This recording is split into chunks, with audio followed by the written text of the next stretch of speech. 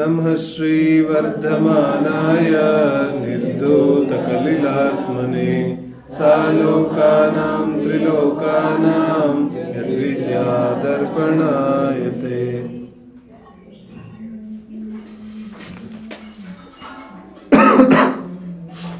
कलिकाल सर्वज्ञ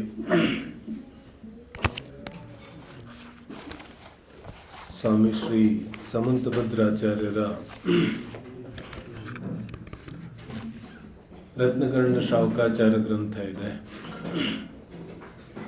ಇದರ ಆಧಾರದಿಂದ ಸಮಾಧಿ ಮರಣದ ಚರ್ಚೆ ಮಾಡ್ತಾ ಇದ್ದೀವಿ.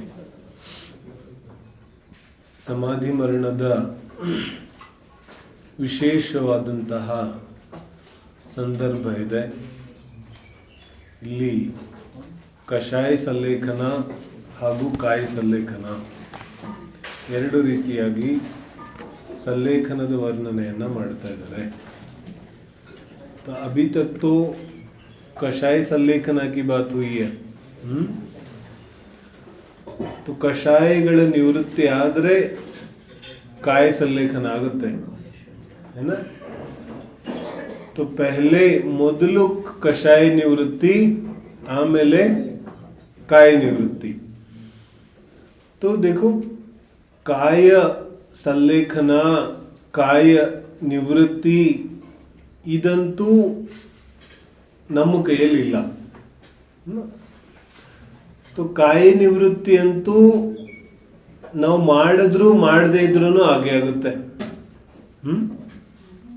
आप करो नहीं करो शरीर का वियोग तो होगा है ना. ಕಾಯ ನಿವೃತ್ತಿ ಅಂತೂ ಆಗುತ್ತೆ. ಆದರೆ ಕಷಾಯ ನಿವೃತ್ತಿ ಅಂತೂ ಮಾಡಲೇಬೇಕು, ಇಲ್ಲಾಂದ್ರೆ ನಿವೃತ್ತಿ ಆಗೋದಿಲ್ಲ. ಅದೇ ತರ ಇಲ್ಲಿ ಕಾಯಿ ನಿವೃತ್ತಿ ಬಗ್ಗೆನೇ ಹೇಳ್ತಿದ್ದಾರೆ. ಯಾಕೆ ಹೇಳ್ತಿದ್ದಾರೆ? ಯಾಕಂದ್ರೆ ಕಾಯ ನಿವೃತ್ತಿ ಕೂಡ ಕಷಾಯ ನಿವೃತ್ತಿಗೆ ಕಾರಣ ಆಗೋದಿದೆ. ಹಾಗಾಗಿ ಮುಖ್ಯ ಮೂಲ ವಿಷಯ ಏನ್ ಬರ್ತಾ ಇದೆ? ಕಷಾಯ ನಿವೃತ್ತಿ, ಕಷಾಯ ಸಲ್ಲೇಖನ, कषाय समाधि मरण. ठीक है ना. तो ಈ ಕಷಾಯ ಸಲ್ಲೇಖನದ ಮುಂದಿನ ಭಾಗ ಇದೆ ಕಾಯ ಸಲ್ಲೇಖನ. ಈ ಕಾಯ ಸಲ್ಲೇಖನ ಯಾವಾಗ ಉಪಯೋಗಕ್ಕೆ ಬರುತ್ತೆ? ಇದು ಈಗ ಕೊನೆ ಸಮಯಕ್ಕೆ ಮಾತ್ರ ಉಪಯೋಗ ಬರುತ್ತೆ ಅಲ್ಲ. ಈ ಕಷಾಯ ಕಾಯ ಸಲ್ಲೇಖನವನ್ನ ಜೀವನ ಪೂರ್ತಿ ಅಪ್ಲೈ ಮಾಡೋದಿಲ್ಲ. ಕಷಾಯ ಸಲ್ಲೇಖನ ಜೀವನವಿಡೀ ಅಪ್ಲೈ ಮಾಡೋದಿದೆ. ಕಾಯ ಸಲ್ಲೇಖನ ಕೊನೆ ಸಮಯದಲ್ಲಿ ಏನ. ಕೊನೆ ಸಮಯದಲ್ಲಿ ಮಾಡೋದಾದ್ರೂ ಜೀವನವಿಡೀ ಅದರದ್ದು ಅಭ್ಯಾಸ ಬೇಕಿದೆ. ಆದರೆ ಕಾಯ ಸಲ್ಲೇಖನ ಜೀವನದಲ್ಲಿ ಇದ್ದಕ್ಕಿದ್ದಂತೆ ತಗೊಳ್ಳೋದಿಲ್ಲ. ಅದರ ವರ್ಣನೆಯನ್ನ ಈಗ ಮಾಡೋರಿದ್ದಾರೆ. ಶ್ಲೋಕ ಪ್ರಾರಂಭ ಮಾಡೋಣ. 127 127-28 ಎರಡು ಶ್ಲೋಕಗಳಿದೆ. ಆಹಾರಂ ಪರಿಹಾಯ ಕ್ರಮಶಃ ಸ್ನಿಗ್ಧಂ ವಿವರ್ಧಯೇತ್ ಪಾನಂ क्रमशः स्निग्धं विवर्धयेत् पानं स्निग्धं च हापयित्वा खरपानं पूरयेत् क्रमशः खरपानहापनामपि खरपानहापनामपि कृत्वा कृत्वोपवासमपि शक्त्या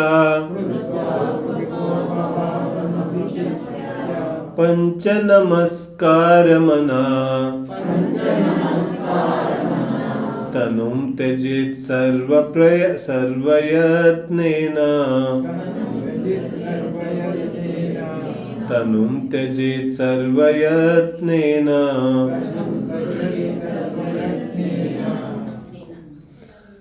देखो तनुಂ ತ್ಯಜೇತ್ ಸರ್ವಯತ್ನೇನ, ಎಲ್ಲ ಪ್ರಕಾರದಿಂದ ಎಲ್ಲ ಪ್ರಯತ್ನದಿಂದ ತನುಂ ತ್ಯಜೇತ್, ದೇಹವನ್ನ ಬಿಟ್ಟು ಬಿಡಬೇಕು. ಇದನ್ನು ಓದ್ತಾ ಇದ್ದಂಗೆ ಹೆಂಗ ಅನ್ನಿಸ್ತಾ ಇದೆ, ದೇಹ ಬಿಟ್ಟು ಬಿಡಬೇಕು. ಹೇಳ್ತಾರೆ, ಮೊದಲನೇ ಶ್ಲೋಕ ಮರೆಯೋದಿಲ್ಲ, 122, ಉಪಸರ್ಗೆ ದುರ್ಭಿಕ್ಷೆ ಜರಸಿ ರುಜಾಯಾಂಚ ನಿಪ್ರತೀಕಾರೆ, ಅದನ್ನ ಮರೆಯೋದಿಲ್ಲ. ಇದೆಲ್ಲ ಯಾವಾಗಿದೆ, ಯಾವಾಗ ಈ ರೀತಿಯಾದ ಅವಸ್ಥೆ ಉಂಟಾಗ್ಬಿಟ್ಟಿದೆ, ಈ ರೀತಿ ಅವಸ್ಥೆ ಬಂದಿದೆ. ಯಾರಿಗೆ ಶರೀರ ಬಿಡೋದು ಅನಿವಾರ್ಯ ಇದೆ ಅವ್ರಿಗೆ ಬಿಡ್ಲಿಕ್ಕೆ ಹೇಳ್ತಿದ್ದಾರೆ. जिनको शरीर छोड़ना अनिवार्य है उनको बोल रहे छोड़ो, बाकियों को नहीं बोल रहे. ठीक है.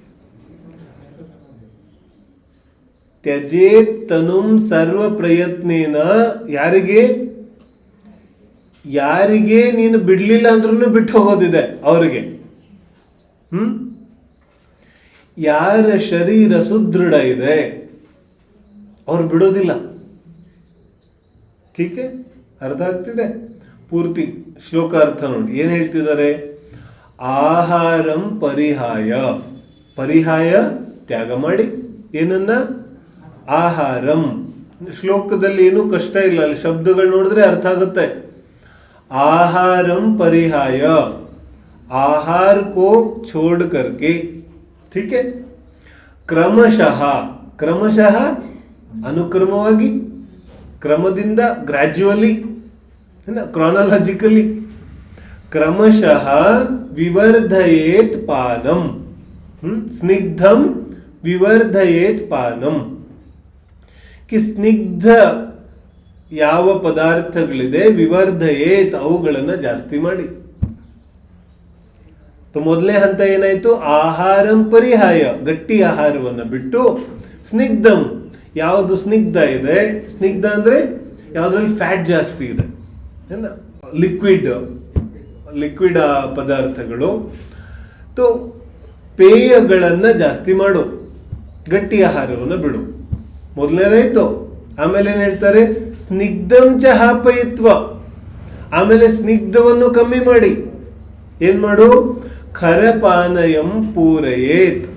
ಖರಪಾನ, ಖರಪಾನ ಅಂದ್ರೆ ಸ್ವಲ್ಪ ಹುಳಿ ಇರುವಂತಹ ಲಿಕ್ವಿಡ್, ಮಜ್ಜಿಗೆ ಇತ್ಯಾದಿ, ಇಂತಹ ಪದಾರ್ಥಗಳನ್ನು ತಗೋ. ಆಮೇಲೆ ಏನ್ ಹೇಳ್ತಾರೆ? ಖರಪಾನ ಹಾಪನಾಮಪಿ, ಮತ್ತು ಆ ನಂತರ ಖರಪಾನವನ್ನು ಬಿಟ್ಟು ಏನ್ ಮಾಡು? ಕೃತ್ವಾ ಉಪವಾಸಂ ಅಪಿ ಶಕ್ತ್ಯ, ಶಕ್ತಿ ಅನುಸಾರವಾಗಿ ಉಪವಾಸವನ್ನು ಮಾಡು. ಇದೆಲ್ಲ ಮಾಡಿ ಏನ್ ಮಾಡೋದು? ಹೇಳಿದ್ರು ಪಂಚ ನಮಸ್ಕಾರ ಮನ. ಇಲ್ಲಿ ಪಂಚ ನಮಸ್ಕಾರವನ್ನ ಜಾಪ ಮಾಡ್ಲಿಕ್ಕೆ ಹೇಳ್ತಿಲ್ಲ. ಪಂಚ ನಮಸ್ಕಾರ ಮನ, कि ನೀನೇ ಪಂಚ ನಮಸ್ಕಾರ ರೂಪ ಆಗು, ನೀನೇ ಪಂಚ ನಮಸ್ಕಾರ ಆಗು. समझ में आ रही बात? अब तो अंतिम समय है, अब जाप नहीं करना, अब तो स्वयं हो जाओ ऐसा.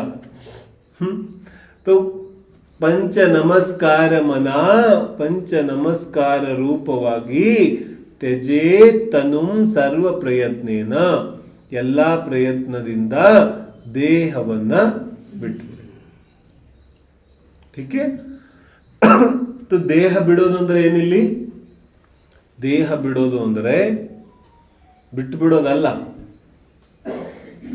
ಯಾವುದಾದ್ರೂ ರೀತಿಯಾಗಿ ಮರಣವನ್ನ ಕರೆಯೋದಲ್ಲ. ನಾವು ದೈನಂದಿನ ಜೀವನದಲ್ಲೇ ಹೇಳ್ಬಿಡ್ತೀವಿ, ತುಂಬಾ ಕಷ್ಟ ಆಗ್ಬಿಟ್ರೆ ಬೇಗ ಬಂದ್ಬಿಟ್ರೆ ಸರಿ, जल्दी उठाए भगवान. क्यों भगवान क्यों उठाएंगे? दूसरा काम नहीं हमको.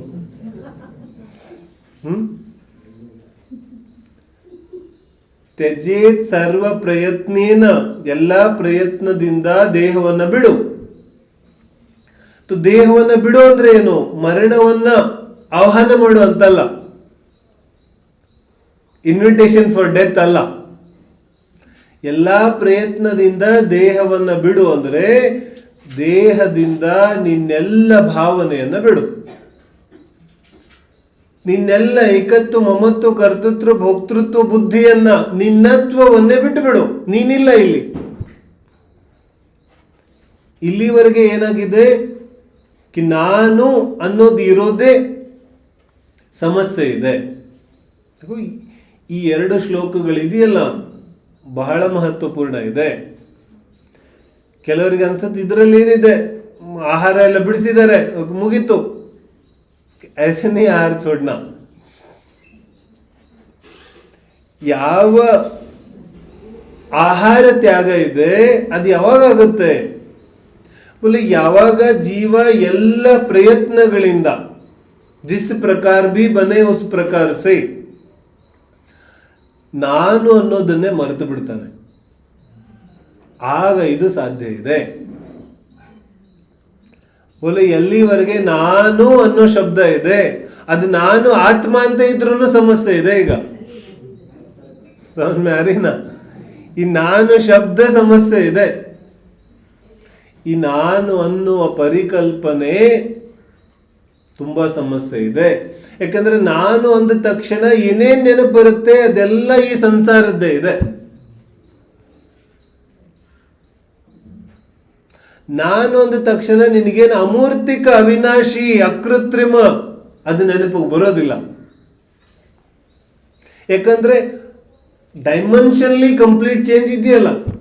ನಮ್ಮ ಯಾವ ಕಲ್ಪನೆಯ ಆಯಾಮ ಇದೆ, ದ ಡೈಮೆನ್ಷನ್ ಯಾವುದ್ರಲ್ಲಿ ನಾವು ವಿಚಾರ ಮಾಡ್ತೀವಿ, ಮತ್ತು ಯಾವ ಅಮೂರ್ತಿಕ ಅವಿನಾಶಿ ತತ್ವ ಇದೆ, ಅದು 2ರ ಆಯಾಮನೇ ಬೇರೆ ಇದೆ. ಅಲ್ಲಿವರೆಗೆ ಜೀವಯ ವಿಚಾರನೇ ಹೋಗೋದಿಲ್ಲ.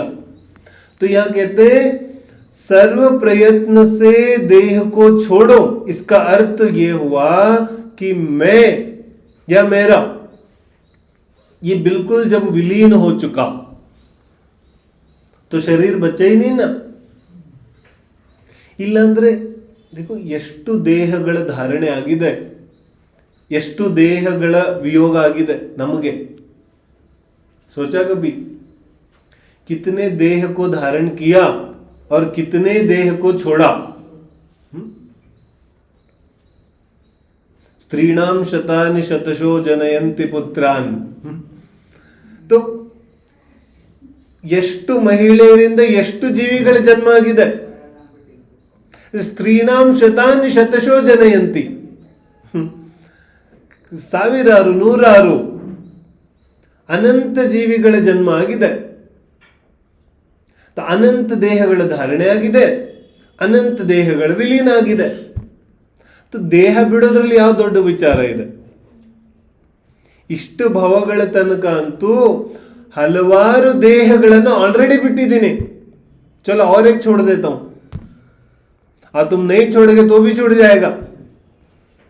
तो ಇದರಲ್ಲಿ ಪುರುಷಾರ್ಥ ಏನಿದೆ? ದೇಹ ಬಿಡೋದ್ರಲ್ಲಿ ಯಾವ ಪುರುಷಾರ್ಥನೂ ಇಲ್ಲ. ಮ್ಯಾರಿ ಬಾತ್ ಆಚಾರ್ಯ ಅಂತ ಹೇಳ್ತಿದ್ದಾರೆ, ಎಲ್ಲಾ ಪ್ರಯತ್ನದಿಂದ ದೇಹ ಬಿಟ್ಟು ಬಿಡು. ಇದರ ಅರ್ಥ ಏನಿದೆ? ದೇಹ ಅಂತೂ ಬಿಡೋದೇ ಇದೆ, ಬಿಟ್ಟು ಹೋಗೋದೇ ಇದೆ, ಅದರಲ್ಲಿ ಪುರುಷಾರ್ಥ ಇಲ್ಲ. ಆದ್ರೆ ದೇಹದಲ್ಲಿ ನಾನು ಅನ್ನುವ ಪರಿಕಲ್ಪನೆ, ಯಾಕಂದ್ರೆ ಯಾವಾಗ ನಾನು ಅನ್ನೋ ಪರಿಕಲ್ಪನೆ ಬಿಟ್ಟು ಹೋಗುತ್ತೆ ಅವಾಗ ಯಾವುದು ಉಳಿಯೋದಿಲ್ಲ. ವಸ್ತು ವಿಚಾರ ವಿಕಲ್ಪ ये तीनों वो नहीं बचने वाले. तो ಯಾರು ಬರ್ತಾರೆ ಅವಾಗ? ವಿವೇಕ ಬರುತ್ತೆ. तो विवेक से विचार करो कि ದೇಹ ಬಿಡೋದಿದೆಯೋ ಅಥವಾ ದೇಹದಲ್ಲಿರುವ तो ಮಮತ್ವ ಬಿಡೋದಿದೆ ಅಂದ ತಕ್ಷಣ ನಮ್ಗೇನನ್ಸುತ್ತೆ? ಆಗ್ಲೂ ಎಲ್ಲೋ ನನ್ನ ಅಸ್ತಿತ್ವ ಇದೆ ಅನ್ಸುತ್ತೆ. ಆದ್ರೆ ಯಾವ ನನ್ನ ಅಸ್ತಿತ್ವ ಇದೆ ಅಂತ ನಂಗೆ ಅನಿಸ್ತಾ ಇದೆಯಲ್ಲ, ಅದೆಲ್ಲವೂ ಇದೇ ಲೋಕದ್ದಿದೆ. जैसे आचार्य कहते हैं ಸಂಸಾರವನ್ನ ಯಾರು ನಿರ್ಮಾಣ ಮಾಡಿದ್ರು, ಯಾರು ಸೃಷ್ಟಿ ಮಾಡಿದ್ರು? ಆಮೇಲೆ ಅನ್ಯ ವಿಚಾರ ಪರಂಪರೆಗಳಲ್ಲಿ ಅನೇಕ ಪ್ರಕಾರದ ಮಾನ್ಯತೆಗಳಿದೆ. ಕಿ ಇಸ್ನೆ ಬನಾಯ ಉಸ್ನೆ ಬನಾಯ. ಆಚಾರ್ಯ ಹೇಳ್ತಾರೆ ಕಿ ಯಾರಿಗೆ ಸಂಸಾರ ಕಾಣಿಸ್ತಾ ಇದೆ ಅದನ್ನ ಸೃಷ್ಟಿ ಮಾಡಿದವನು ಅವನೇ. कुछ बात समझ में आ रही है? जिसको जो दिखाई दे रहा है उसका वही करता, वही सृष्टा, उसी ने उसकी उत्पत्ति करी है. मेरी बात, ಸಂಸಾರ है ना ಸಂಸಾರ, तो ಸಂಸಾರ ಹೆಂಗಿದೆ? ಸಂಸಾರ ಯಾವ ರೀತಿಯಾಗಿದೆ? ಸಂಸಾರ ಒಂದೇ ರೀತಿಯ ಕಾಣಿಸ್ತಿದೇನು ಎಲ್ಲರಿಗೂ? ಒಬ್ಬೊಬ್ಬರು ಒಂದೊಂದು ತರ ಕಾಣಿಸ್ತಿದೆ. ಹಾಗಾದ್ರೆ ಸೃಷ್ಟಿಯ ಕರ್ತೃ ಯಾರು? ಬೋಲೆ ಯಾರಿಗೆ ಯಾವ ರೀತಿ ಕಾಣಿಸ್ತಾ ಇದೆ ಅವನೇ ಅದರ ಕರ್ತೃ, ಬೇರೆ ಯಾರು ಇಲ್ಲ ಸೃಷ್ಟಿ. ವಾಸ್ತವಿಕವಾಗಿ ಸೃಷ್ಟಿಯನ್ನ ಮಾಡುವಂತಹ ಯಾವ ವಿಚಾರ ಇದೆ? ಯಾಕೆ ವಿಚಾರ ಬರ್ತಿದೆ? ಆಚಾರ್ಯ ಹೇಳ್ತಾ ಇದರಲ್ಲಿ ಪಂಚ ನಮಸ್ಕಾರ ಮನ. ಏನ್ ಹೇಳ್ತಿದ್ದಾರೆ? पंच नमोकार मयनागु. तो दो बातें हैं ना, एक पंच परमेष्टि का जाप करना है ना, और स्वयं उस रूप हो जाना. दोनों अलग अलग बात है ना, बहुत अलग अलग बात है. पंच परमेष्टिಗಳ ಧ್ಯಾನ ಮಾಡುವಾಗ ನಾನು ಬೇರೆ ಇದ್ದೇನೆ, परमेष्टिಗಳು ಬೇರೆ ಇದ್ದಾರೆ. तो 12वां में आती है ना, जग में सरना दोई. ಪ್ರಪಂಚದಲ್ಲಿ ಎರಡು ಆಶ್ರಯ ಇದೆ, ಒಂದು ಪಂಚ ಪರಮೇಷ್ಠಿ, ಒಂದು ಶುದ್ಧಾತ್ಮ. तो ಇಲ್ಲಿ ಭೇದ ಮಾಡ್ತಾ ಇಲ್ಲ परमेष्टिಗಳಲ್ಲಿ ಶುದ್ಧಾತ್ಮನಲ್ಲಿ. ये भेद नहीं किया. वो कहते हैं कि पंच परमेष्टि मन नीने पंच परमेष्टि मयनागु. ಇದು ಯಾವ ರೀತಿ ಸಂಭವ ಇದೆ ಅಂತ ಹೇಳ್ತಾರೆ.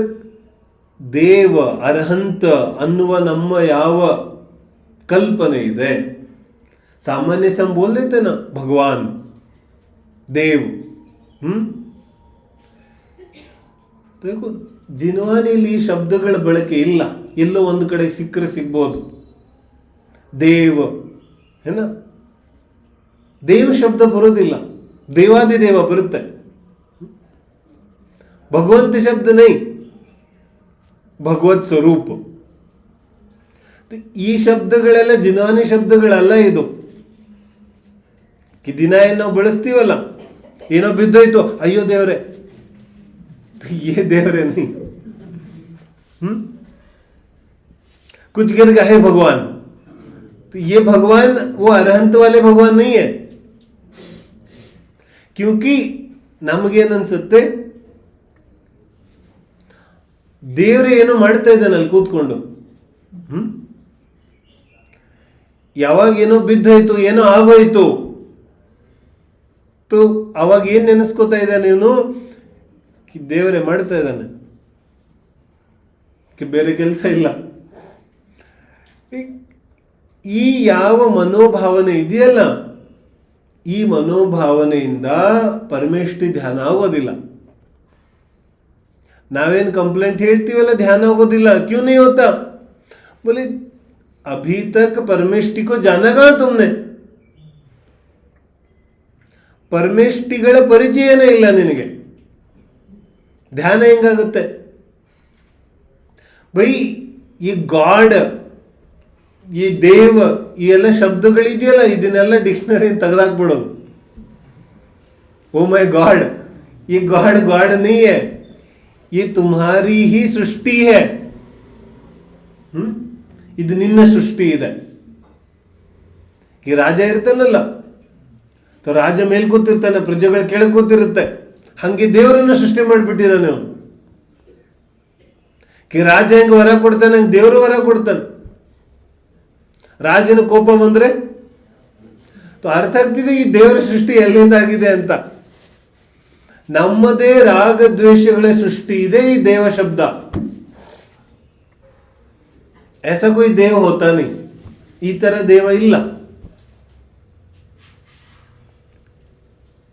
ಜಿನ ವಾಣಿಯಲ್ಲಿ ಈ ತರ ಶಬ್ದಗಳ ಬಳಕೆ ಬಂದಿಲ್ಲ. ಅಲ್ಲೇನು ಹೇಳ್ತಾರೆ? ಅರ್ಹಂತ, ಸಿದ್ಧ, ಆಚಾರ್ಯ, ಉಪಾಧ್ಯಾಯ, ಸಾಧು. ಇದು ಯಾವುದೇ ವ್ಯಕ್ತಿಯ ಹೆಸರಲ್ಲ. ಸಮझो बात को. ಅಂತಿಮ ಸಮಯದಲ್ಲಿ ಯಾವುದೇ ವ್ಯಕ್ತಿಯ ಧ್ಯಾನ ಇಲ್ಲ. ಒಳ್ಳೆ 24 ತೀರ್ಥಂಕರ ಅಂತಾನು ಹೇಳಿಲ್ಲ. ನಾವು ಮಾಡ್ತೀವಲ್ಲ कि पूजे ಮಾಡಬೇಕು. ಯಾವ ಪೂಜೆ ಮಾಡಬೇಕು? बोलो कौन सी पूजा करें आज? क्यों? पार्शनाथ क्यों? दूसरा क्यों नहीं? बोलो. ಅರ್ಥ ಆಗ್ತಿದೆ? ಒಬ್ಬರು ಪಾರ್ಶ್ವನಾಥ್ ಅಂತ ಹೇಳ್ತೀವಿ, ಒಬ್ಬರು ಶಾಂತಿನಾಥ ಹೇಳ್ತೀವಿ, ಒಬ್ಬರು ಶೀತಲ್ನಾಥ ಹೇಳ್ತೀವಿ, ಒಬ್ಬರು ವಾಸುಪೂಜ್ಯ, ಒಬ್ಬರು ಪಂಚಬಾಲಯತಿ. ಪಂಚಬಾಲಯತಿ ಗೊತ್ತಿದೆಯಲ್ಲ. ತೋ ಇಲ್ಲೆಲ್ಲ ಕಡೆಗೂ ಕೂಡ ಇವನಿಗೆ ತನ್ನದೇ ಸಂಸಾರ ಕಾಣಿಸ್ತಿರುತ್ತೆ. ಒಂದಲ್ಲ ಒಂದು ರೀತಿಯಾಗಿ ವ್ಯಕ್ತಿಯ ವಿಚಾರ ಬಂದಾಗ ಸಂಸಾರದ ಕಡೆ ಓಡ್ಬಿಡ್ತಾನೆ. तो आचार्य उपाध्याय साधु कौन से आचार्य? नहीं, ये नहीं लिखा. अंतिम समय में कौन सा आचार्य नहीं चलेगा. अंतिम ಸಮಯದಲ್ಲಂತೂ ಆಚಾರ್ಯ. तो आचार्य ಅಂದ್ರೆ ವ್ಯಕ್ತಿ ಅಲ್ಲ. उपाध्याय माने कोई व्यक्ति नहीं, साधु माने कोई व्यक्ति नहीं. आचार्य उपाध्याय साधु तो पद होते हैं. तो ಪದಗಳ ಧ್ಯಾನ, ಜಿಸ್ಕೋ ದ್ರವ್ಯ ಸಂಗ್ರಹದಲ್ಲಿ ಪದಸ್ಥ ಧ್ಯಾನ ಅಂತ ಕರು. ಪದಸ್ಥ ಪದಗಳು, तो ಅಕ್ಷರಗಳ ಪದಗಳು ಮತ್ತು ಈ ಪದಗಳು, तो ಪದ. ಇದು ಪದ ಇದೆ. ಎಲ್ಲಿ ತನಕ ಸಮಂತಬದ್ಧರ ಒಂದು ವಿಚಾರ ಇದೆ, ಅರ್ಥ ಆಗ್ತಿದೆ. ಅಂತಿಮ ಸಮಯದಲ್ಲಿ ಪಂಚ ಪರಮೇಷ್ಠಿ ಮನ, ಅದಕ್ಕೆ ಪಂಚ ಪರಮೇಷ್ಠಿಗಳ ಸ್ಮರಣೆ ಮಾಡು ಅಂತ ಹೇಳಿಲ್ಲ ಅವರು.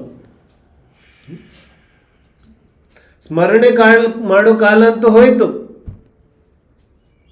ಈಗ ನೀನು ನಿನ್ನತ್ವವನ್ನೇ ಮರೆತು ಬಿಡು, ನಿನ್ನ ಅಸ್ತಿತ್ವವನ್ನೇ ಮರೆತು ಬಿಡು. ಈ ಪ್ರಪಂಚದಲ್ಲಿ ನಿನ್ನ ಅಸ್ತಿತ್ವವನ್ನೇ ಮರೆತು ಬಿಡು. ಕೊಯ್ ಅಸ್ತಿತ್ವ ನೈ ತುಮಾರ ಈ ಪರ್ಯಾಯ ರೂಪದಲ್ಲಿ. ಅವಾಗೇನಾಗುತ್ತೆ? ಪಂಚ ಪರಮೇಷ್ಠಿ ಮನ, ಪಂಚ ಪದಗಳ ಮಯ ಜೀವನ ಆಗ್ಲಿಕ್ಕೆ ಪ್ರಾರಂಭ ಆಗುತ್ತೆ. ಅದಕ್ಕೆ ಹೇಳ್ತಿದ್ದಾರೆ ಕಿ ಪಂಚ ನಮಸ್ಕಾರ ಮನ. ಕೊನೆ ಸಮಯದಲ್ಲಿ ವ್ಯಕ್ತಿ ಯಾವ ವ್ಯಕ್ತಿಯ ಬಗ್ಗೆನೂ ಇಲ್ಲ. ವಿಚಾರ ಮಾಡೋದು. ಶ್ರಾವಕನಿಗೆ ಇಷ್ಟು ಹೇಳುತ್ತಿದ್ದಾರಂದ್ರೆ, ತೀರ್ಥಂಕರರ ವ್ಯಕ್ತಿಗತ ಹೆಸರನ್ನು ಹೇಳುತ್ತಿಲ್ಲ ಅಂದ್ರೆ ಇನ್ನು ಬೇರೆ ವ್ಯಕ್ತಿಗಳ ಸ್ಮರಣೆ ಎಷ್ಟು ಯೋಗ್ಯ ಇದೆ. जब तीर्थंकर का नाम नहीं ले सकते, नाम नहीं ले सकते माने वहां पर भी राग द्वेष हो सकता है, तो बाकी व्यक्तियों का नाम क्या लेना. महावीर स्वामी अंद तक्षण निर्वाण कानिसोदिल्ल. इसको और है ना. महावीर स्वामी अंद तक्षण ಏನ್ ಕಾಣಿಸುತ್ತೆ? अच्छा विचार करो. मूर्ति प्रतिष्ठापने ಮಾಡ್ತೀವಲ್ಲ, तो यार मूर्ति प्रतिष्ठापने ಮಾಡ್ತೀವಿ? किसकी करते? अरहंत की करते हैं ना. लेकिन कौन से अरहंत की? ಯಾವ ಅರಹಂತರದ್ದು ಮಾಡ್ತೀವಿ? कौन से अरहंत की करते? समझ में आ रहा है? तीर्थंकरों की स्थापना करते. सामान्य अरहंत की मूर्ति बनाई हमने नहीं बनाई. ಅರ್ಥ ಆಗ್ತಿದೆ? ಕ್ಯೂ ಬೈ ಎಲ್ಲ ಬಾಲ್ಬೋಧದಲ್ಲಿ ಎಲ್ಲರೂ ಓದಿದೀವಿ ತಾನೆ, ಬೇಸಿಕ್ ಸ್ವಾಧ್ಯಾಯದಲ್ಲಿ. ಎಲ್ಲ ಅರ್ಹಂತರು ತೀರ್ಥಂಕರರು ಅಲ್ಲ, ಆದ್ರೆ ಎಲ್ಲ ತೀರ್ಥಂಕರರು तो अब ವಿಶೇಷ ನೈ ಸಾಮಾನ್ಯ. ಸಾಮಾನ್ಯ ಅಂದ್ರೆ ಸಾಮಾನ್ಯ ಅರ್ಹಂತ, ಎಲ್ಲರೂ ಅರ್ಹಂತರೇ. तो ಸಾಮಾನ್ಯದಲ್ಲಿ ನಮಗೆ ಆಸಕ್ತಿ ಕಮ್ಮಿ ಇರುತ್ತೆ, ಹಾಗಾಗಿ ಮಾತ್ರ ತೀರ್ಥಂಕರರ ಮೂರ್ತಿಗಳನ್ನು ಸ್ಥಾಪನೆ ಮಾಡ್ತೀವಿ. ಅವರು ಸಾಮಾನ್ಯ ಅರ್ಹಂತ. ಸಾಮಾನ್ಯ ಅರ್ಹಂತ ಪ್ರತಿಮೆ ಏನಿದೆ ಅದು ಮತ್ತಷ್ಟು ಸಾಮಾನ್ಯದ ಕಡೆಗೆ ಕರ್ಕೊಂಡು ಹೋಗ್ಲಿಕ್ಕೆ ಸಹಾಯಕ ಇದೆ. तो ಇಲ್ಲಿ ಅದನ್ನ ಹೇಳ್ತಿದ್ದಾರೆ, ಸಾಮಾನ್ಯ ಅರ್ಹಂತ ಸಿದ್ಧ ಆಚಾರ್ಯ ಉಪಾಧ್ಯಾಯ ಸಾಧು. तो ಆಚಾರ್ಯ ಅಂದ ತಕ್ಷಣ ಏನ್ ನೆನಪು ಬರುತ್ತೆ? ಬೋಲೋ.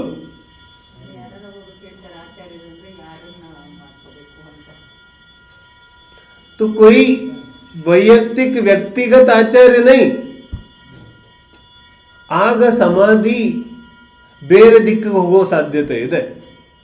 ಸಮಾಧಿ ಅಂದ ತಕ್ಷಣ, ಆಚಾರ್ಯ ಅಂದ ತಕ್ಷಣ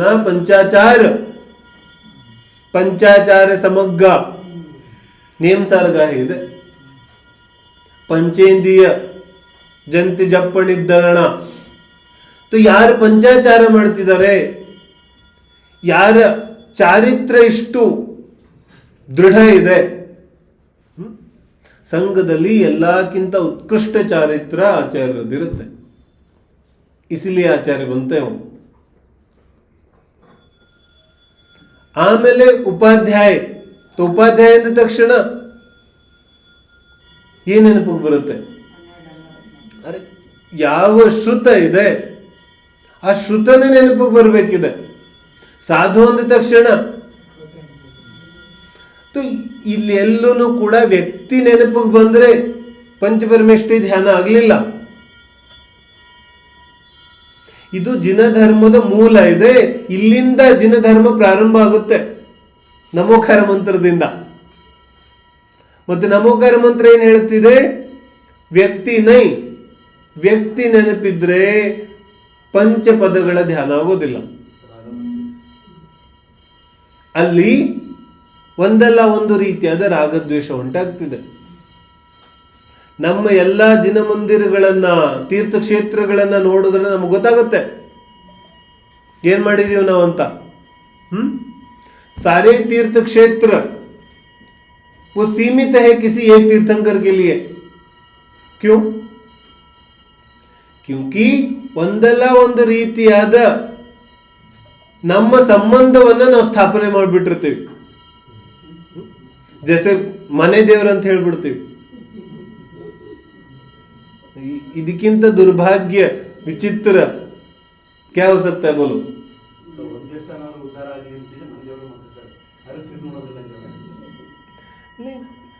ಜಿನ ಮಂದಿರದ ಉದ್ಧಾರ ಭಿನ್ನ ವಿಷಯ ಇದೆಯಲ್ಲ, ಆದ್ರೆ ತೀರ್ಥಂಕರನ್ನೇ ನಾವು ನಮ್ಮ ಸಂಸಾರಕ್ಕೆ ತಂದ್ಬಿಡ್ತೀವಿ.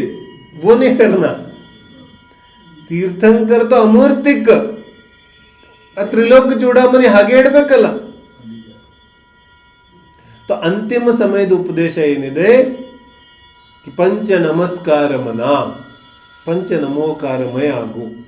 ಯಾಕಂದ್ರೆ ಅರ್ಹಂತರ ಯಾವ ಅವಸ್ಥೆ ಇದೆ ಅದೇ ಅವಸ್ಥೆ ಜೀವದ್ದಿದೆ.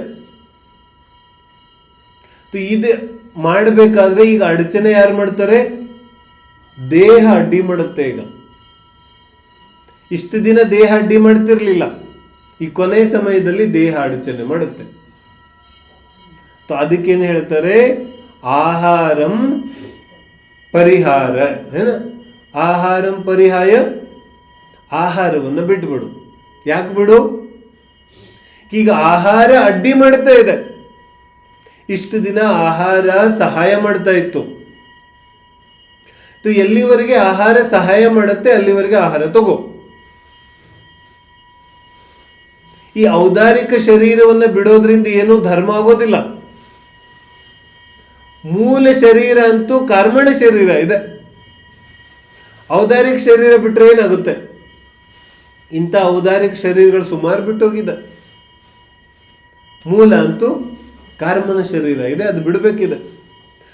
ದೇಹ ಬಿಡೋದ್ರಿಂದ ಧರ್ಮ ಆಗೋದಿಲ್ಲ, ಯಾ ಆಹಾರ ಬಿಡೋದ್ರಿಂದನೂ ಧರ್ಮ ಆಗೋದಿಲ್ಲ.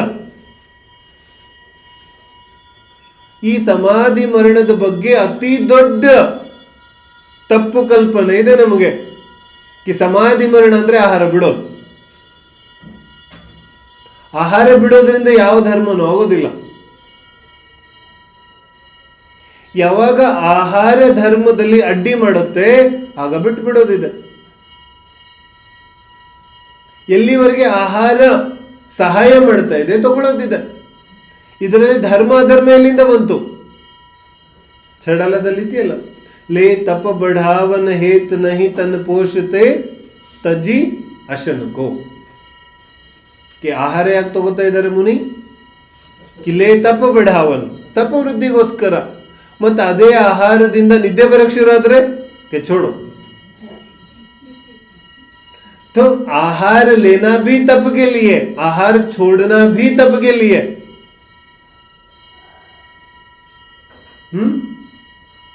दोनों से ही तप होता है. तो आहार बिडोदो तगोळोदो ಇದರಲ್ಲಿ ಧರ್ಮ ಇಲ್ಲ. जिस प्रकार से धर्म हो वो करो. तो ಅಂತಿಮ ಸಮಯದಲ್ಲಿ ಯಾವಾಗ ಆಹಾರವೇ ದೇಹಕ್ಕೆ ಅನಿಷ್ಟ ಆಗಿಬಿಡುತ್ತೆ, ಆಹಾರ ತಿಂದ್ರೆ ಜೀರ್ಣ ಆಗುತ್ತಾ ಇಲ್ಲ. ಜೀರ್ಣ ಆಗದೆ ಇರೋ ಸಂದರ್ಭ ಬಂದಾಗ ಆಚಾರ್ಯ ಹೇಳ್ತಾ ಇದ್ದಾರೆ ಬಿಟ್ಬಿಡು. ಜೀರ್ಣ ಆಗದೆ ಇದ್ದಾಗಲೂ ಯಾರು ತಗೋತಾರೆ? ಕೊನೆ ಸಮಯ ಯಾರ್ದು ಬಂದಿದೆಯಲ್ಲ ಅವ್ರನ್ನ ಸ್ವಲ್ಪ है ना, जाके देखना चाहिए सबको. ये तो अभ्यास करो सब लोग. जिसका भी अंतिम समय आए ना, बुलाए नहीं बुलाए पहले जाके पहुंच जाओ. ಯಾರ ಅಂತಿಮ ಸಮಯ ಬಂದಿದೆ ಅಲ್ಲಿಗೆ ಹೋಗೋದು ಗೊತ್ತಾಗುತ್ತೆ. ಶರೀರಕ್ಕೆ ಜೀರ್ಣ ಆಗುತ್ತಾ ಇಲ್ಲ, ಆದ್ರೆ ವ್ಯಕ್ತಿಯ ಅಭಿಲಾಷೆ ಇನ್ನೂ ಬಿಟ್ಟು ಹೋಗಿಲ್ಲ. समझ में आ रही बात? ಶರೀರಕ್ಕೆ ದಕ್ಕತಾ ಇಲ್ಲ, ಆದ್ರೆ ಇವನ ಅಭಿಲಾಷೆ ಭೋಗ ಪ್ರವೃತ್ತಿ ಅದು ಬಿಟ್ಟು ಹೋಗಿಲ್ಲ. ಹೇಳ್ತಾರೆ ವೃದ್ಧಾಪ್ಯ ಬಂದಾಗಂತೂ ತಿರ್ಗಾ ಇವನು ಮಗು ಹೋಗ್ಬಿಡ್ತಾನೆ. ಮಕ್ಕಳು ಹೇಗೆ ಕೋಪ ಮಾಡ್ಕೋತಾ ಇದ್ದಾರೆ ಮತ್ಗೂ ವೃದ್ಧಾಪ್ಯ ಬಂದ ಮೇಲೆ. ಅಲ್ಲಿ ಹಿಂಗೆ ಹಠ ನಡೀತಾ ಇದೆ, ಹಾಗೆ ಹಠ ನಡೀತಾ ಇದೆ ಇಲ್ಲಿ. ಅಲ್ಲ, ಇದು ಸೂಕ್ತ ಅಲ್ಲ. ಇದೇನ್ ನಡೀತಾ ಇದೆ? ಜೀವನದ ಅತ್ಯಂತ ಏನ್ ಹೇಳ್ತಾರೆ, ಜೀವನದ ಅತ್ಯಂತ ಉತ್ಕೃಷ್ಟವಾದ ಕಾಲ ಇದೆ ಅಂತಿಮ ಕಾಲ. ನಾವೇನ್ ಜೀವನ ಮಾಡಿರ್ತೀವಲ್ಲ, ಆ ಜೀವನದ ಅತ್ಯಂತ ಉನ್ನತವಾದ ಕ್ಷಣಗಳು ಅವಾಗಿರ್ಬೇಕು. ಉಲ್ಟಾ ಆಗ್ಬಿಡುತ್ತೆ. जीवन के सबसे घटिया क्षण अंतिम क्षण हो जाते हैं. ऐसा नहीं. ಜೀವನದ ಅತಿ ಉತ್ತಮವಾದ ಕ್ಷಣಗಳು ಅಂತಿಮ ಕ್ಷಣಗಳಾಗಬೇಕು. ಅದು ಹೇಗಾಗುತ್ತೆ? ಬೋಲೆ ಸರ್ವ ಪ್ರಯತ್ನೇನ ತನುಂ ತ್ಯಜೇತ್. ಎಲ್ಲ ಪ್ರಯತ್ನಗಳಿಂದ ದೇಹ ಬಿಡುವ ಉಪಾಯ ಮಾಡು. ಉಪಾಯ ಮಾಡು ಅಂದ್ರೆ ಆಹಾರಂ ಪರಿಹಾಯ, ಆಹಾರವನ್ನು ಬಿಟ್ಟು ಬಿಡು. ಇಷ್ಟು ದಿನ ತಿಂದಿದೆಯಾ ತಾನೆ? ವಿಜ್ಞಾನಕ್ಕೆ ಕೇಳಿದ್ರೆ ಒಬ್ಬ ಮನುಷ್ಯ ಒಂದು ತನ್ನ ಆಯಸ್ಸಲ್ಲಿ ಎಷ್ಟು ತಿಂದಿರ್ತಾನೆ ಅಂತ ಹೇಳಿದ್ರೆ ಈ ಮನುಷ್ಯನಿಗೆ ಆಶ್ಚರ್ಯ ಆಗುತ್ತೆ, ನಾನು ಇಷ್ಟು ತಿಂದಿದ್ದೀನಿ ಅಂತ. इतना तो खा लिया ना, अब क्या है? चलो छोड़ो. ಆಹಾರಂ ಪರಿಹಾಯ.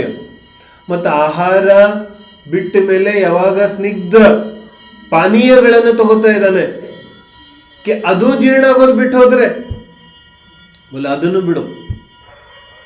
ಖರಪಾನಂ, ಆಗ ಮಾತ್ರ ತುಂಬಾ ನೀರಿರುವಂತಹ ಲಿಕ್ವಿಡ್ಗಳನ್ನು ತಗೋ. ಸ್ನಿಗ್ಧ ಪಾನೀಯ ಹೇಗಿರುತ್ತೆ? ಸ್ವಲ್ಪ ಫ್ಯಾಟ್ ಇರೋ ಪದಾರ್ಥಗಳು. ಆಮೇಲೆ ಖರಪಾನ ಅದು ಇಲ್ಲ, ತುಂಬಾ ನೀರಿರುವಂತಹ ಪದಾರ್ಥಗಳು. ಡೈಲ್ಯೂಷನ್. ಖರಪಾನ ಕೂಡ ಆಗಲಿಲ್ಲ. ಏನ್ ಹೇಳ್ತಿದ್ದಾರೆ? ಶಕ್ತಿ ಅನುಸಾರವಾಗಿ ಉಪವಾಸ ಮಾಡು. ಕೊನೆಗೆ ಉಪವಾಸದ ಕಾಲ ಬಂತು.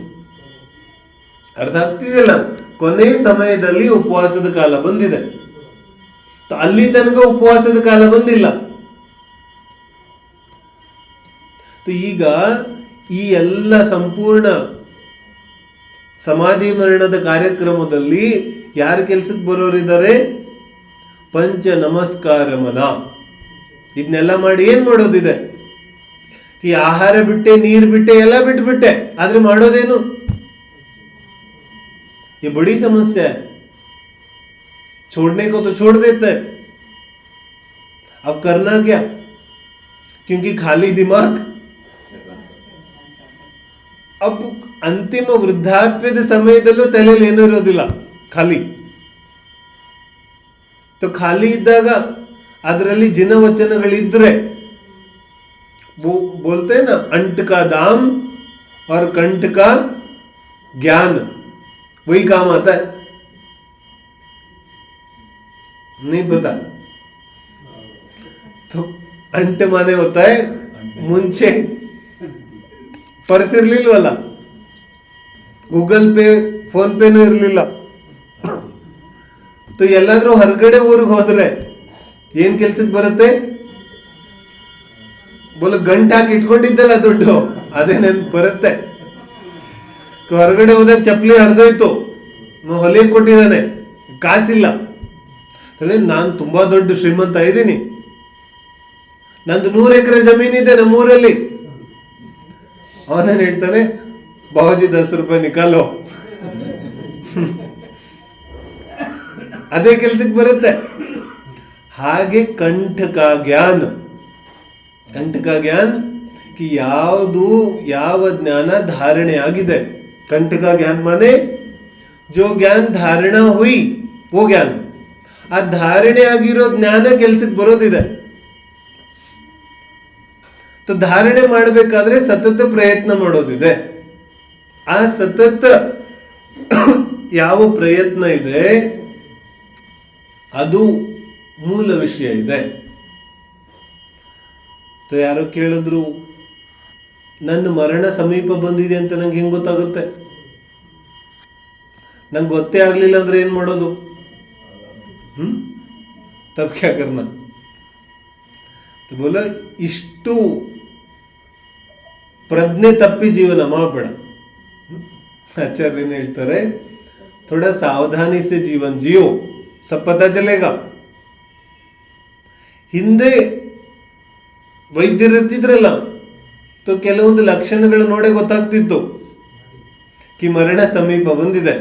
ಬಹುತ್ ಲಕ್ಷಣ ಹೋಗ್ತದೆ ಕಿ ಮೂಗು ಡೊಂಕಾಯ್ತು, ಇನ್ನೊಂದಾಯ್ತು, ಕಣ್ಣುಗಳು ಹಿಂಗಾಯ್ತು. ದೇಖ್ಕೆ ಹಿ ಪತಾ ಚಲ್ ಜಾತಾ ಥಾ. ಜಿನವಾಣಿಯಲ್ಲೂ ಯಾವ ಜ್ಯೋತಿಷ್ಯ, ಆಯುರ್ವೇದ ಇತ್ಯಾದಿಗಳ ವರ್ಣನೆ ಇತ್ತು, ಅದೆಲ್ಲ ಅಪ್ರಯೋಜನ ಇಲ್ಲ, ಅದು ಪ್ರಯೋಜನಭೂತ ಇದೆ. ಆದ್ರೆ ಸದುಪಯೋಗ ಮಾಡಿಕೊಂಡ್ರೆ, ದುರುಪಯೋಗ ಮಾಡಿಕೊಂಡ್ರೆ ಪ್ರಯೋಜನ ಇಲ್ಲ. ಈಗಂತೂ ಅದೆಲ್ಲ ಜ್ಞಾನ ಲಭ್ಯ ಇಲ್ಲ. ಆದರೆ ಲಭ್ಯ ಇದ್ದಿದ್ರೆ ಸದುಪಯೋಗಕ್ಕೆ. ಅಂತಿಮ ಸಮಯ ಪ್ರತಿಯೊಂದು ಜೀವಕ್ಕೂ ಗೊತ್ತಾಗತ್ತೆ. ಆಪತ್ಕಾಲ ಬಂದ್ರೆ ಬೇರೆ ವಿಷಯ ಇದೆ. ಆದ್ರೆ ಸಹಜ ಮೃತ್ಯು ಬಂದ್ರೆ ಜೀವಕ್ಕೆ ಗೊತ್ತಾಗತ್ತೆ. ಗೊತ್ತಾದ ತಕ್ಷಣ ಈ ವಿಷಯಗಳನ್ನ ಮಾಡೋದಿದೆ. ಹೆಂಗ್ ಮಾಡೋದು? ಒಂದು ಶಬ್ದ ಇದೆ ಇಲ್ಲಿ, ಕ್ರಮಶಃ. ಕ್ರಮಶಃ ಶಬ್ದ ತುಂಬಾ ಇಂಪಾರ್ಟೆಂಟ್ ಇದೆ. ಕ್ರಮಶಃ ಅಂದ್ರೆ ಏನು? ಕ್ರಮವಾಗಿ. ಮೊದಲು ಒಂದು 4 ದಿನ ಉಪವಾಸ ಮಾಡಿದ್ವಿ, ಆಗ್ಲಿಲ್ಲ, ಮತ್ತೆ ಆಹಾರ ತಗೊಂಡ್ವಿ, ऐसा नहीं. ಕ್ರಮ ಏನಿದೆ? ಮೊದಲೇ ಉಪವಾಸ ಮಾಡೋದಿಲ್ಲ. तुम पहले से उपवास करने लग जाओ तो गलत है. ಎಲ್ಲಿವರೆಗೆ ಆಹಾರ ತಗೊಳ್ಳೋದು? ಎಲ್ಲಿವರೆಗೆ ಜೀರ್ಣ ಆಗ್ತಾ ಇದೆ. ಜೀರ್ಣ ಆಗೋದು ಬಿಟ್ಟು ಹೋದ್ಮೇಲೆನೆ ಆಹಾರ ಬಿಡೋದಿದೆ. ಅಲ್ಲಿವರೆಗೆ ಆಹಾರ ಬಿಡೋದು ಪಾಪ ಇದೆ. समझो इस बात को. कभी कभी उपवास करने की बात नहीं कर रहे हैं, वो तो ठीक है. ಅಂತಿಮ ಸಮಯದಲ್ಲಿ ಯಾವಾಗ ಸಮಾಧಿ ತಗೊಳ್ಳೋದಿದೆ ಆಗ ಮೊದಲನೇ ದಿನದಿಂದನೇ ಆಹಾರ ಬಿಟ್ರೆ ಬೋಲೆ ಈ ಪಾಪ ಇದು ಪಾಪ ಇದೆ. ಯಾಕೆ ಪಾಪ ಇದೆ? ಬೈ ದೇಹವನ್ನ ನಾಶ ಮಾಡುವ ಅಧಿಕಾರ ನಿಂಗೆಲ್ಲಿದೆ? ದೇಹಕ್ಕೆ ಆಹಾರ ದಕ್ಕತಾ ಇದ್ರೂ ಕೊಡ್ತಾ ಇಲ್ಲ ಅಂದ್ರೆ ಆರ್ತರೋದ್ರ ಧ್ಯಾನ ಆಗುತ್ತೆ, ರಾಗದ್ವೇಷ ಆಗುತ್ತೆ. ಅದೆಲ್ಲದರ ಮಿಗಿಲಾಗಿ ಈ ದೇಹವನ್ನ ಬಿಡುವ ಭಾವ ಉಂಟಾಗಿದೆಯಲ್ಲ, ಇದು ಮಹಾಪಾಪ ಇದೆ.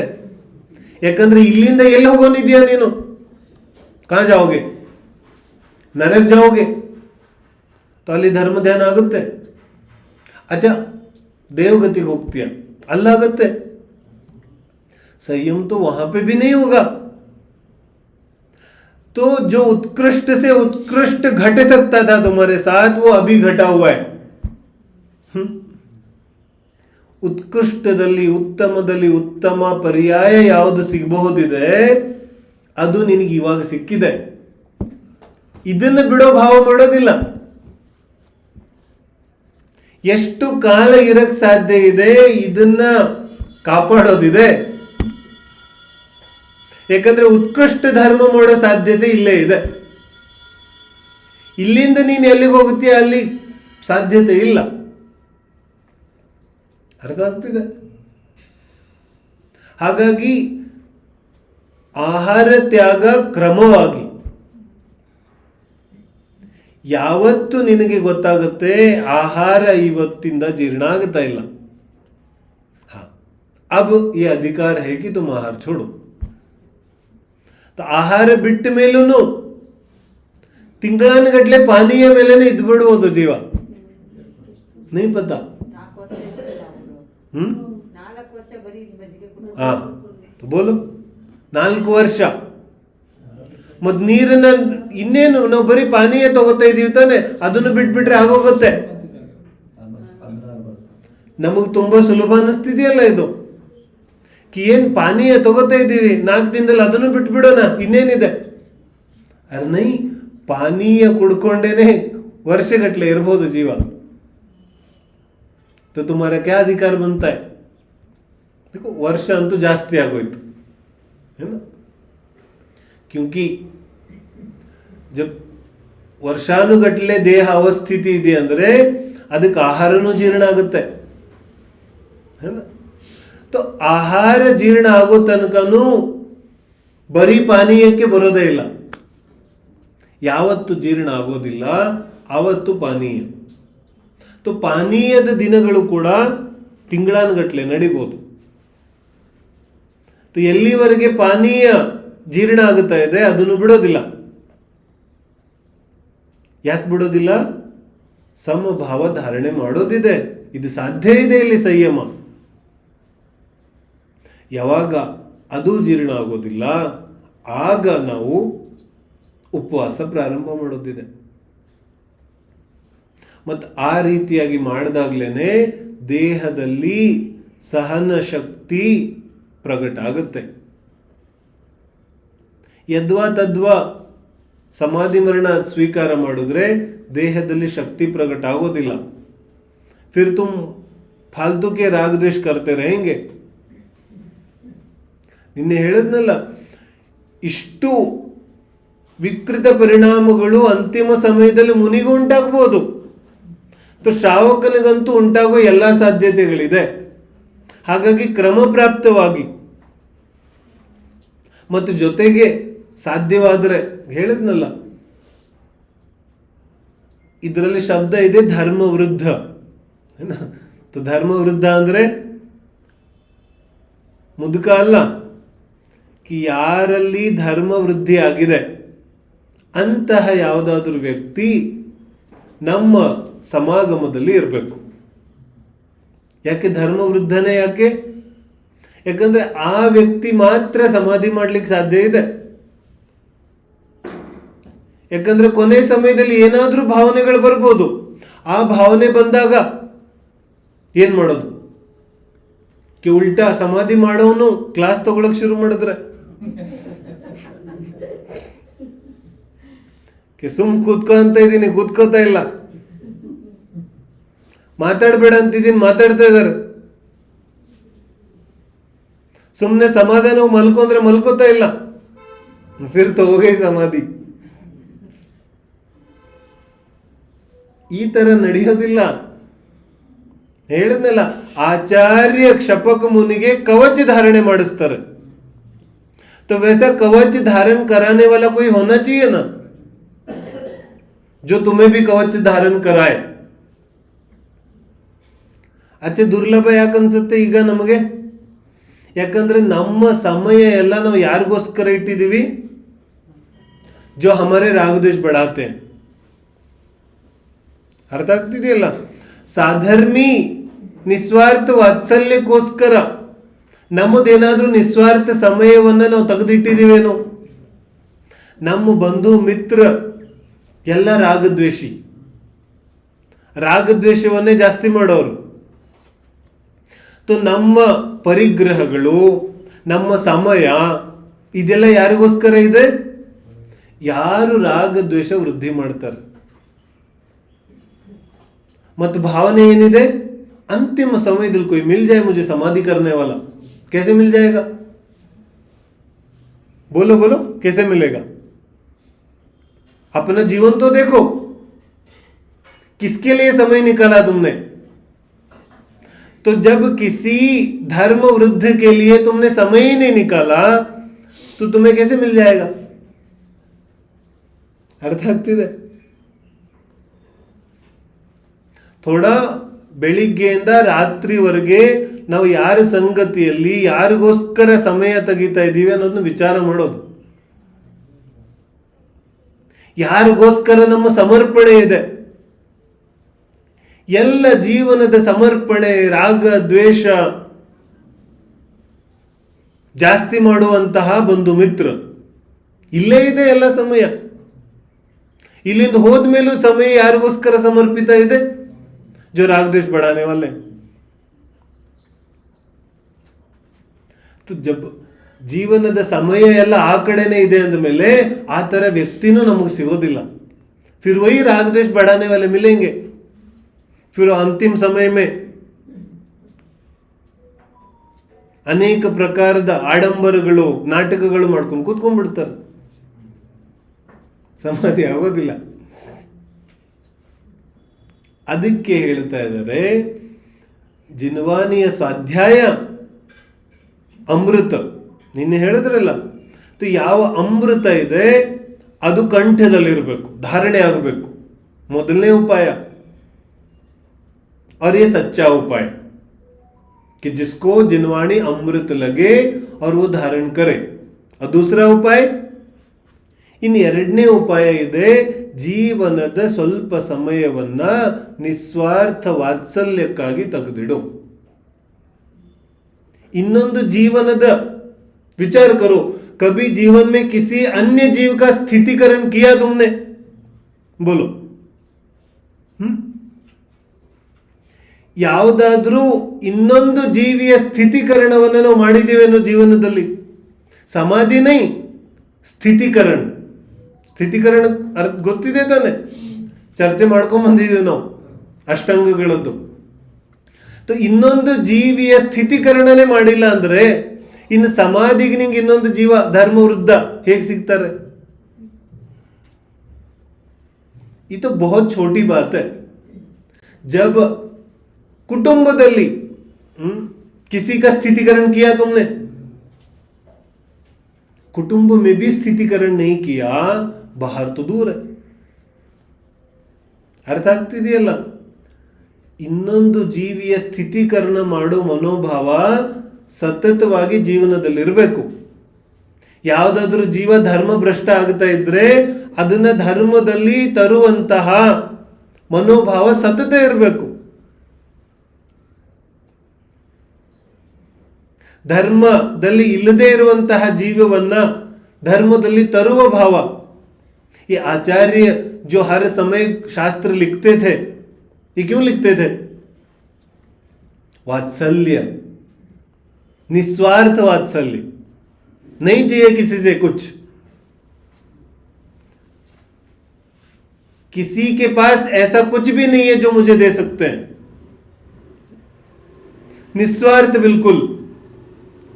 ಶಾಸ್ತ್ರ ಅದೇನಿದೆ ವಾತ್ಸಲ್ಯ. ಅಂತಹ ಜೀವಕ್ಕೆ ಆ ರೀತಿಯಾದ ಧರ್ಮ ಬಂಧು ಧರ್ಮ ವೃದ್ಧ ಜೀವ ಕೂಡ ಸಿಗುತ್ತೆ.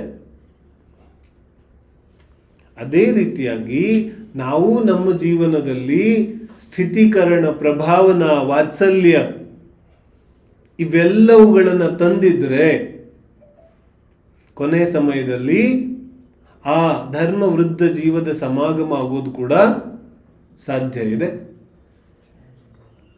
ಅರ್ಥ ಆಗ್ತಿದೆಯಲ್ಲ? ಅಷ್ಟ ಅಂಗಗಳೇನಿದೆ ಅದು ಸತತ ಪಾಲನೆ ಮಾಡುವಂತಹ ಸ್ವರೂಪ ಇದೆ.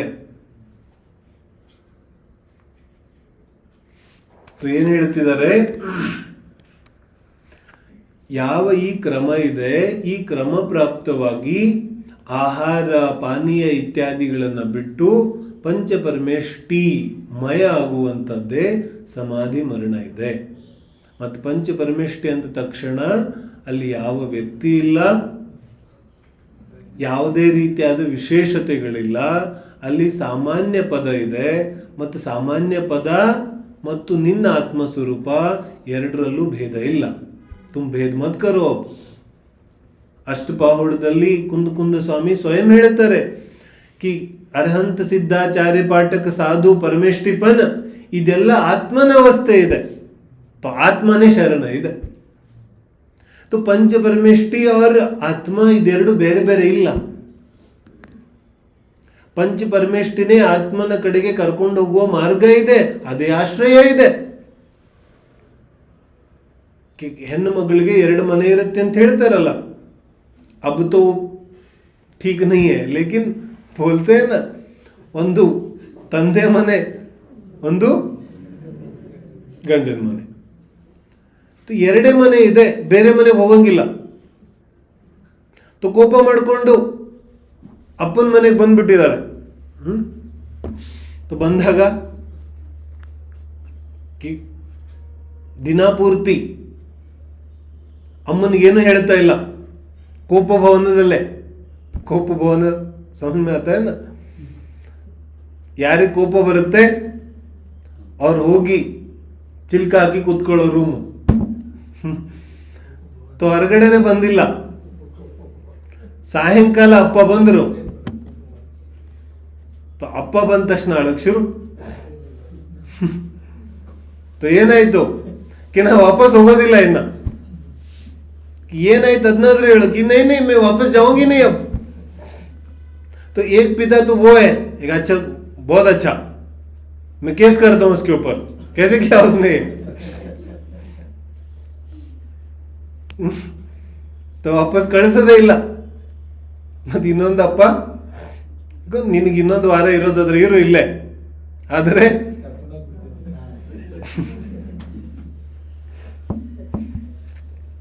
तो बोलो कौन सही है, किसको प्रेम है? ಯಾರಿಗೆ ಪ್ರೀತಿ ಇದೆ?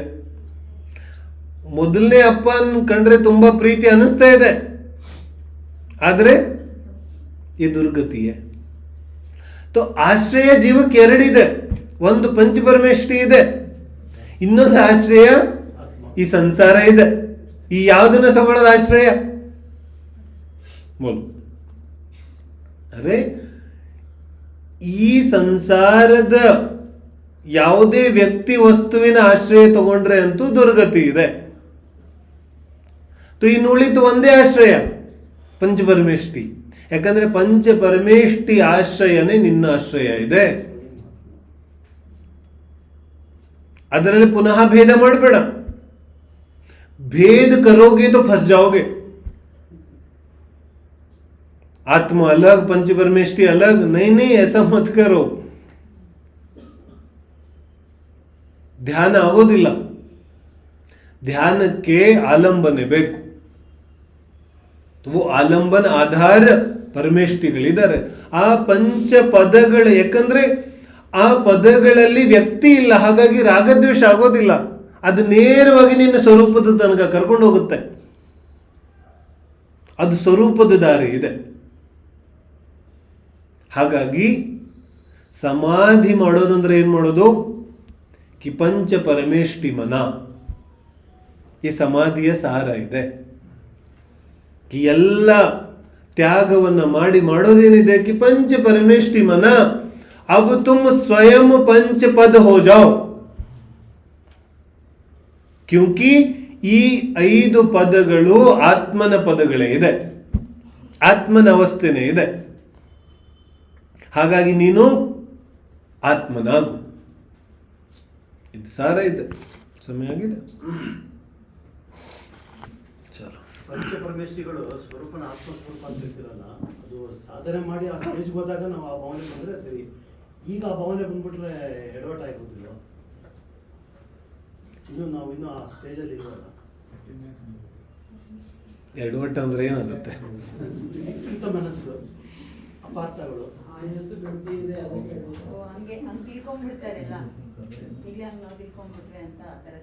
ಸಾಧನೆ ಮಾಡಿ ಸ್ವರೂಪ ತಿಳ್ಕೊಂಡು. ಸಾಧನೆ ಅಂದ್ರೆ ಏನು?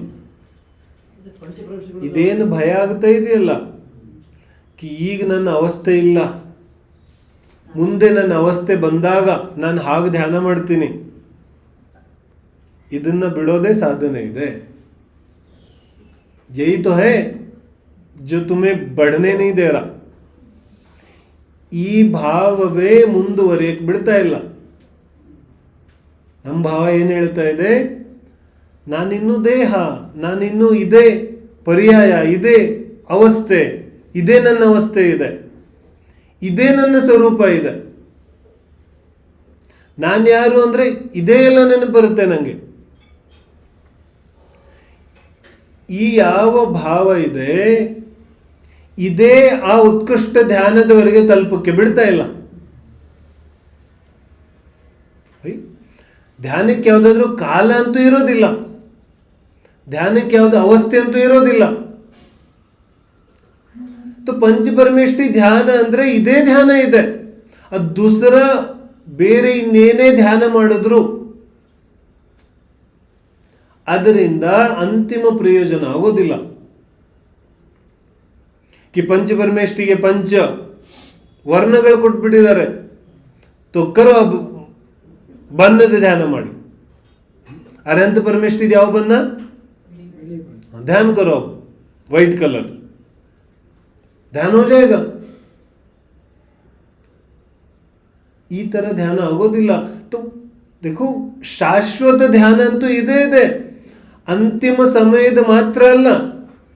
ಯಾವಾಗ ಯಾವಾಗ ಪಂಚಪದಗಳ ಧ್ಯಾನ ಆಗೋದಿದೆ ಅದು ಇದೇ ರೀತಿಯಾಗಿ ಆಗೋದಿದೆ. ಅದು ಒಂದು ಕ್ಷಣಕ್ಕಾದರೂ ಸರಿ ಈ ಧ್ಯಾನದ ಪ್ರಯತ್ನವನ್ನೇ ಮಾಡೋದಿದೆ. ಈ ಪಂಚಪದಗಳಲ್ಲಿ ನಿನ್ನಲ್ಲಿ ಭೇದ ಮಾಡೋದಿಲ್ಲ, ಭೇದ ಮಾಡೋದಿಲ್ಲ ಅಂತ ನಾವು ಹೇಳ್ತಾ ಇದ್ದೀವಿ ಅಷ್ಟೇ. ಆದರೆ ಯಾರಿಗೆ ನಿಜವಾಗ್ಲೂ ಪಂಚಪದಗಳ ಸ್ವರೂಪ ಅರ್ಥ ಆಗುತ್ತೆ ಅವನು ಭೇದ ಮಾಡಕ್ಕೆ ಸಾಧ್ಯನೇ ಇಲ್ಲ. वो भेद कर ही नहीं सकता. कैसे करेगा बोलो? जो निगोद में सो ही मुझ में सो ही मोक्ष मंझार.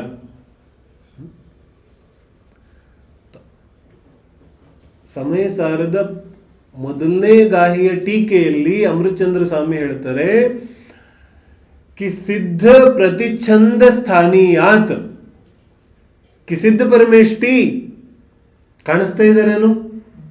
ಕಾಣಿಸ್ತಿಲ್ಲ. ಮತ್ತು ಅವ್ರಿಗೇನು ಹೇಳ್ತಿದ್ದಾರೆ? कि ಪ್ರತಿಬಿಂಬ ಸ್ಥಾನದಲ್ಲಿದ್ದಾರೆ. ನನಗೆ ಸಿದ್ಧರು ನನಗೆ ಪ್ರತಿಬಿಂಬ ಸ್ಥಾನದಲ್ಲಿದ್ದಾರೆ. ಪ್ರತಿಬಿಂಬ ಅಂದ್ರೆ ನೆರಳು ಬೀಳುತ್ತಲ್ಲ, ನೆರಳು ಹೆಂಗೆ ಕಾಣಿಸುತ್ತೆ? ಕನ್ನಡಿಯಲ್ಲಿ ಮುಖ ಹೆಂಗೆ ಕಾಣಿಸುತ್ತೆ? ಆ ಸಿದ್ಧರಂತೂ ಪ್ರತಿಬಿಂಬ. ಈ ರೀತಿಯಾದ ಧ್ಯಾನ ಯಾರು ಮಾಡೋದು? ಮುನಿಗಳು ಮಾಡೋದು. ಶ್ರಾವಕರು ಓತು ಬಿಳಿ ಬಣ್ಣ, ನೀಲಿ ಬಣ್ಣ, ಕಪ್ಪು ಬಣ್ಣ ಈ ಕರ್ನ ನೈ ನೈ. ಶ್ರಾವಕನಿಗೂ ಕೂಡ ಇದೇ ಧ್ಯಾನ ಮಾಡೋದಿದೆ. ಈ ಧ್ಯಾನ ಶ್ರಾವಕನಿಗೆ ಕಡಿಮೆ ಆಗುತ್ತೆ, ಆದರೆ ಪ್ರಯತ್ನ ಅಂತೂ ಇದರದ್ದೇ ಮಾಡೋದಿದೆ. ಇದನ್ನು ಬಿಟ್ಟು ಮಾಡೋದಿಲ್ಲ ಅಂದರೆ ಇನ್ಯಾವ ಧ್ಯಾನ ಮಾಡೋರಿದ್ದೀವಿ ನಾವು? ಈ ರೀತಿಯಾದ ವಾಸ್ತವಿಕ ಪಂಚಪದಗಳ ಧ್ಯಾನ ಮಾಡಲ್ಲ ಅಂದರೆ ಇನ್ಯಾವ ಧ್ಯಾನ ಮಾಡ್ತೀವಿ?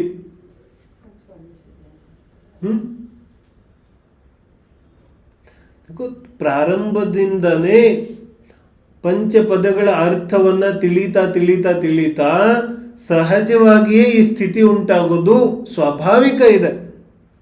ನಮಗೆ ಯಾಕಿದು ಉತ್ಕೃಷ್ಟ ಅವಸ್ಥೆ ಅಥವಾ ಕಠಿಣ ಅಂತ ಅನಿಸ್ತಾ ಇದೆ? ಯಾಕಂದರೆ ಪಂಚಪದಗಳನ್ನು ನಾವು ಸರಿಯಾಗಿ ಅರ್ಥ ಮಾಡ್ಕೋತಾ ಇಲ್ಲ. ಕುಂದರ ಆ ಒಂದು ಗಾಹೆ ಸಾಕಿದೆ. ಇದೆಲ್ಲ ಆತ್ಮನ ಅವಸ್ಥೆ ಇದೆ.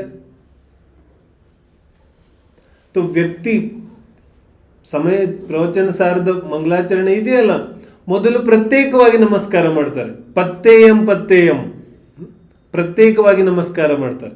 ವಂದಾಮಿಯ ಒಟ್ಟಂತೆ ಅರಹಂತೆ ಮಾಡು ಸೇಖೆತ್ತೆ.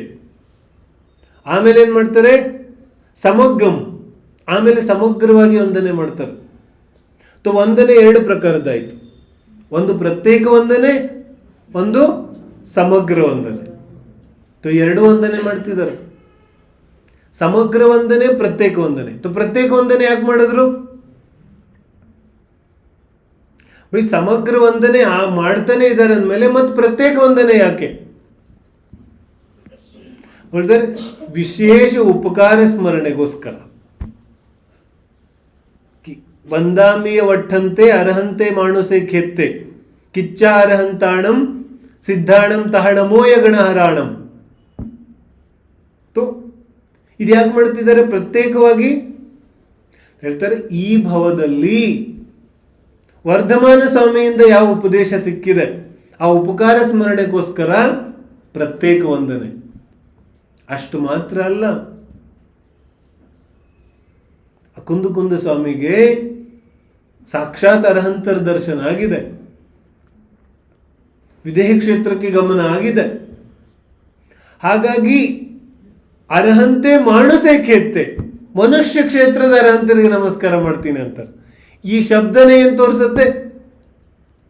ಹಾ ವಿದೇಹ ಕ್ಷೇತ್ರದ ಜಾಕರ್ ಆಯ್ತೆ. ಇಲ್ಲಾಂದ್ರೆ ಮಾಣುಸೆ ಖೇತ್ತೆ ಅಂತ ಯಾಕೆ ಬಳಸ್ತಾ ಇದ್ರು? ಮನುಷ್ಯ ಕ್ಷೇತ್ರ. ಇದರ ಅರ್ಥ ಏನು? ಪ್ರತ್ಯೇಕ ವಂದನ, ಸಮಗ್ರ ವಂದನ ಎರಡೂ ಇದೆ. ಆದರೆ ಯಾವಾಗ? ಇದು ವಂದನೆ ಮಾಡುವಾಗ. ಸಮಜ್ನ ಬಾತ್ಕೋ, ಅರ್ಥ ಮಾಡ್ಕೊಳ್ಳೋದು ಏನಿದೆ ಇಲ್ಲಿ. ನಮಸ್ಕಾರ ಮತ್ತು ಧ್ಯಾನ ಎರಡು ಬೇರೆ ಬೇರೆ ಇದೆ. ನಾವು ಪೂಜೆ ಮಾಡುವಾಗ ಇತ್ಯಾದಿ ಮಾಡುವಾಗಲೂ ಜಪ ಮಾಡ್ತೀವಲ್ಲ, ಅದು ನಮಸ್ಕಾರ. ಜಸೆ ಓಂ ರೀಂ ದೇವಶಾಸ್ತ್ರ ಗುರುಭ್ಯೋ ನಮಃ. ಇದೇನಾಯಿತು? ಇದು ನಮಸ್ಕಾರ ಆಯಿತು. ನಮಸ್ಕಾರ ಮಾಡುವಾಗ हाथ जोड़ो. ये हुई नमस्कार मुद्रा, है ना? ये क्या हुई? नमस्कार मुद्रा. अब ध्यान करेंगे तो कायोत्सर्ग मुद्रा आएगी. ಅರ್ಥ ಆಗ್ತಿದೆಯಲ್ಲ? ಕಾಯೋತ್ಸರ್ಗ ಮುದ್ರಾ ಯಾವುದು? ಖಡ್ಗಾಸನ ಯಾ ಪದ್ಮಾಸನ. ಇದೇನು? कायोत्सर्ग मुद्रा. तो जब ध्यान करो तो कायोत्सर्ग में आ जाओ, नमस्कार करो तो हाथ जोड़ो. ಸೂಕ್ಷ್ಮತೆ ಅದರಲ್ಲೇ ಇದೆ. ವಂದನೆ ಮಾಡುವಾಗಂತೂ ನಾವು ಪಂಚಪದಗಳನ್ನ ಪ್ರತ್ಯೇಕವಾಗಿ ವೈಯಕ್ತಿಕವಾಗಿ ವಂದನೆ ಮಾಡೋದಿದೆ.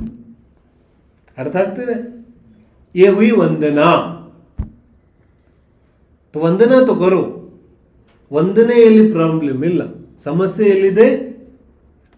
ಯಾವಾಗ ಧ್ಯಾನದಲ್ಲಿ ಬರ್ತಾ ಇದ್ದೀವಿ. ಧ್ಯಾನಕ್ಕೆ ಬಂದಾಗ ಅದು ಕಾಯೋತ್ಸರ್ಗ ಇದೆ. ಧ್ಯಾನದಲ್ಲಿ ಕಾಯ ಶರೀರದ ಮಮತ್ವವನ್ನೇ ಬಿಡೋದಿದೆ ಅಂದಮೇಲೆ ಅಲ್ಲಿ ಪಂಚಪದಗಳಲ್ಲೂ ಭೇದ ಮಾಡೋದಿಲ್ಲ. ವಹಾ ಭೇದ ಕರೋಗೆ ತೋ ಕಾಯೋತ್ಸರ್ಗ ನಹೀ ಹೋಗ. ಅಲ್ಲಿ ಭೇದ ಮಾಡಿದ್ರೆ ಕಾಯೋತ್ಸರ್ಗ ಆಗೋದಿಲ್ಲ. ವಂದನೆಯಲ್ಲಿ ಪ್ರತ್ಯೇಕವಾಗಿ ಮಾಡಿದ್ರೆ ತುಂಬಾ ಉತ್ತಮವಾದ ವಂದನೆ ಆಗುತ್ತೆ. जैसे शिखर जी वंदना गए तो ಎಲ್ಲ टोक सब टोकों को प्रत्येक वंदना, तो बहुत सुंदर वंदना होती है. ವಂದನೆ ಹೀಗೆ ಮಾಡಬೇಕು, ನಮಸ್ಕಾರ है ना। तो ये वंदना है, लेकिन ध्यान नहीं है। जब कायोत्सर्ग के लिए बैठो तो सब भेद भूल जाओ। ಕಾಯೋತ್ಸರ್ಗಕ್ಕೆ ಕೂತಾಗ ಎಲ್ಲ ಭೇದಗಳನ್ನು ಮರೆತು ಬಿಡು, ಆವಾಗ ಧ್ಯಾನ ಆಗುತ್ತೆ. ಸಾಮಯಿಕ ಸಮಯದಲ್ಲಿ ಭೂಲ್ ಜಾओ सब भेद. ಅದೇ ತರ ಅಂತಿಮ ಸಮಯದಲ್ಲೂ ಕೂಡ ಈ ಭೇದಗಳನ್ನ ಸತತವಾಗಿ ಮರೆತು ಬಿಡೋದಿದೆ.